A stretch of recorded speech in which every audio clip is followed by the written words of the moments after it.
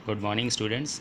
आज हम आपके लिए बीएड थर्ड सेमेस्टर के पेपर मेजरमेंट एंड एवेलुएशन के एक important topic graphical representation of data, जिसको हिंदी में आंकड़ों का रेखाचित्रीय प्रस्तुतिकरण कहते हैं।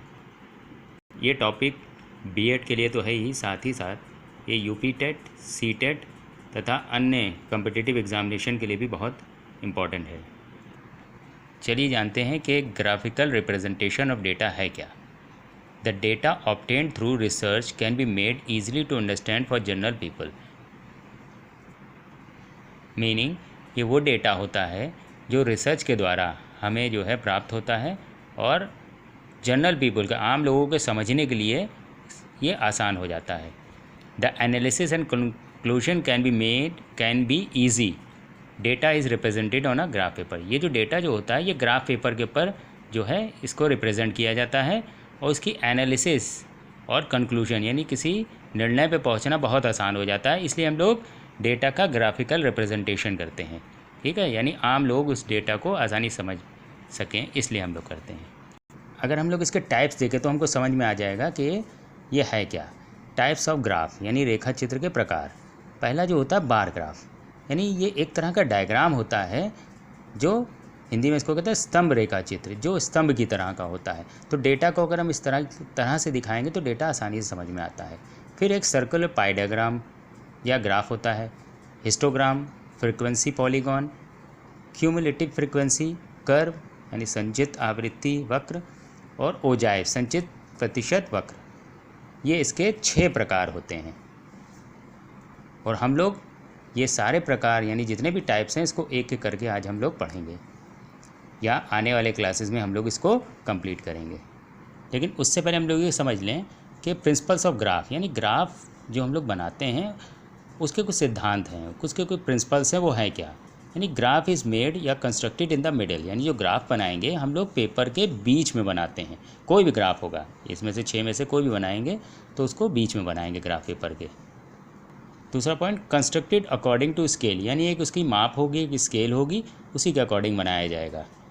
फिर appropriate graph is chosen for clear representation of data, यानी जो भी डेटा हमें मिला है उसका सही से उसका प्रस्तुतिकरण, उसको रिप्रेजेंट किया जा सके। तो इसमें से इन 6 में से हम किसी को चुन सकते हैं। सारे हैं लेकिन किसी ना किसी का कुछ ड्रॉबैक्स है जो अगले जो है टाइप से रिप्रेजेंट करना आसान हो जाता है। तो इन 6 में से हम कोई भी चूज़ कर सकते हैं, लेकिन वो आपके डेटा में फिट होना चाहिए। फिर नेक्स्ट पॉइंट है it has 2 arms, x axis and y axis. जो हॉरिजॉन्टल लाइन होती है, हॉरिजॉन्टल लाइन ये एक सीधी रेखा जो होती है उसको हॉरिजॉन्टल लाइन कहते हैं। वर्टिकल जो खड़ी लंबवत जो होती है उसको हम लोग कहते हैं वाई एक्सिस यानी वर्टिकल लाइन। अभी समझ में आ जाएगा, आपको डायग्राम बना के दिखाते हैं। ये देखिए, ये हो गई हमारी एक्स एक्सिस, ठीक है। ये हॉरिजॉन्टल यानी क्षैतिज रेखा है, इसको हम लोग कहते हैं हॉरिजॉन्टल लाइन को एक्स एक्सिस। और ये हमारी लंबवत रेखा जो है, वर्टिकल लाइन जो है, इसको हम लोग कह देते हैं वाई एक्सिस, ठीक है। ठीक है स्टूडेंट्स, ये हो गई आपकी एक्स एक्सिस और ये हो गई आपकी वाई एक्सिस।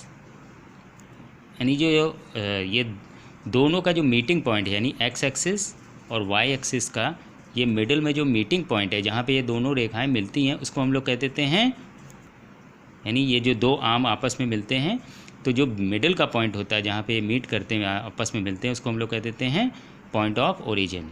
ये एकदम बीच में होता है।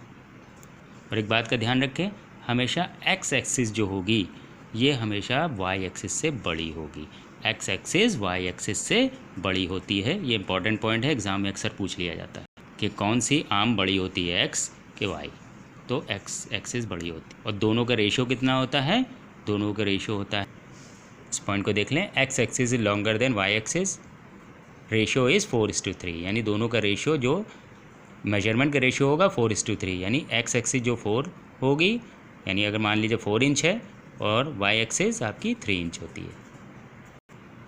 एक और चीज़ देख लें, इंपॉर्टेंट पॉइंट है कि जब हम लोग पॉइंट ऑफ ओरिजिन के एक्स एक्सिस पर पॉइंट ऑफ ओरिजिन के राइट साइड पे जाएंगे तो यहाँ पर जो भी नंबर्स लिखे होंगे, जो भी स्कोर्स या संख्याएं लिखी होंगी, नंबर्स होंगे, वो पॉजिटिव लिखे जाएंगे, ठीक है।